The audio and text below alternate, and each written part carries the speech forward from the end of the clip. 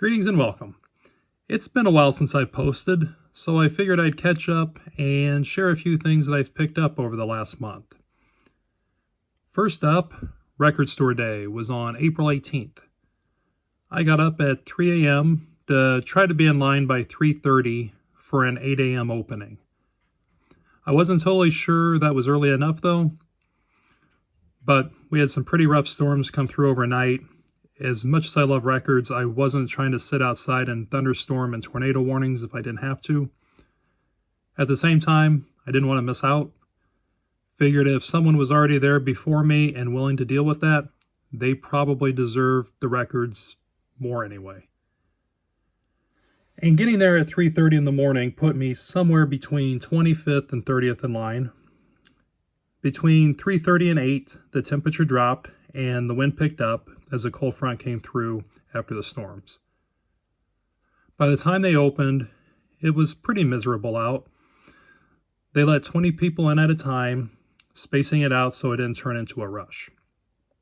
The guy behind me turned out to be pretty cool. We spent the next 4.5 hours just talking music. He said he was there for the Stone Temple Pilots Live at Rolling Rock album, which was actually on my second tier list. Not my main target, but something I would have grabbed if it was still there. Then he mentioned that he called the store and they told him that there was only going to be 2 copies there. When I finally got in, I was able to grab the 2 that I actually came for. First was the Ramones live in San Francisco.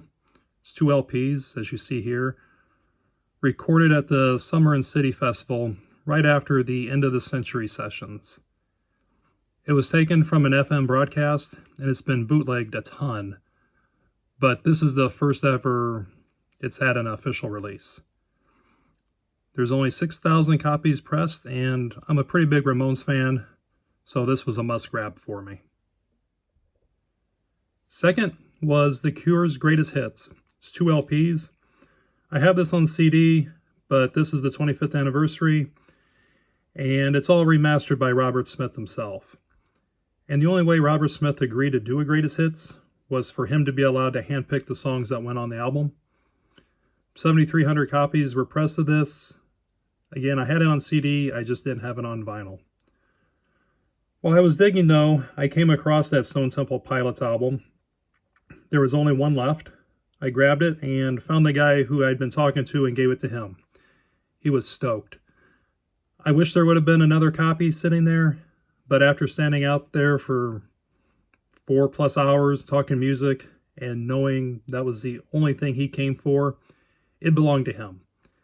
And if I'm supposed to have it, I'll find it again eventually. I also picked up a Fall Out Boy live album from their 2024 Madison Square Garden show for my son.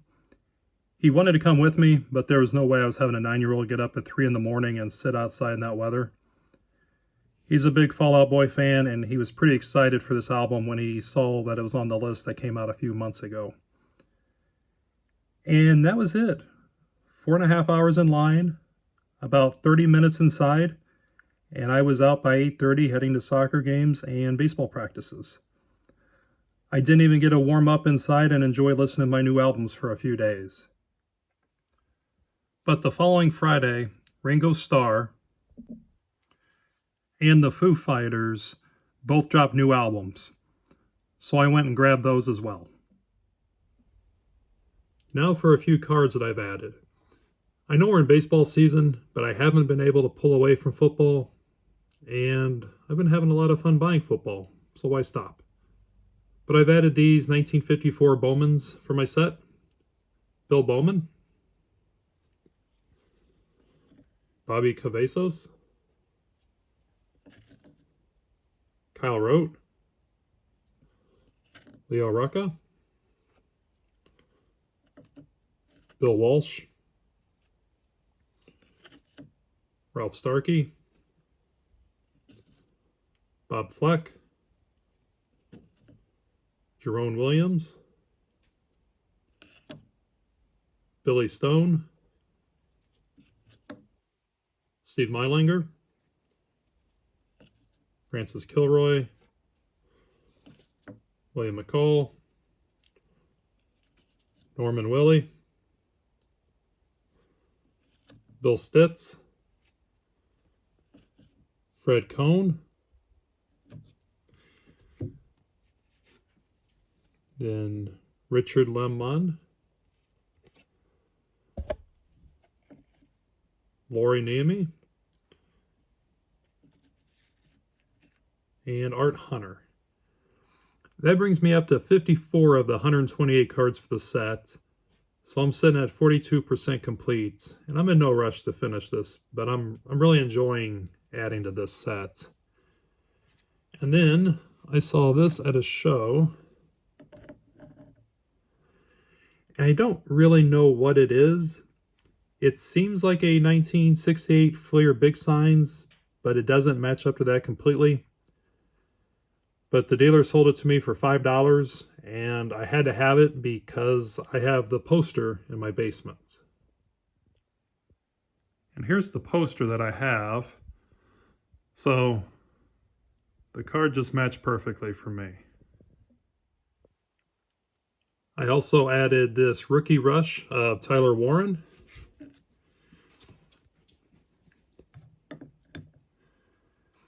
And this 2002 Leaf Certified of Edgerrin James.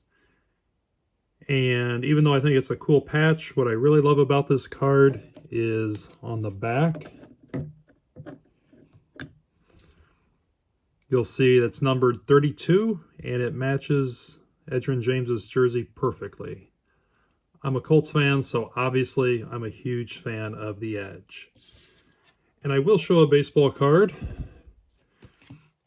And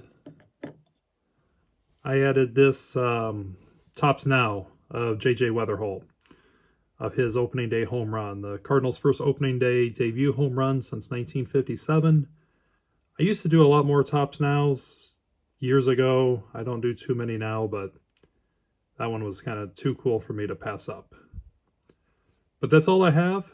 Thank you for watching, and enjoy your collection.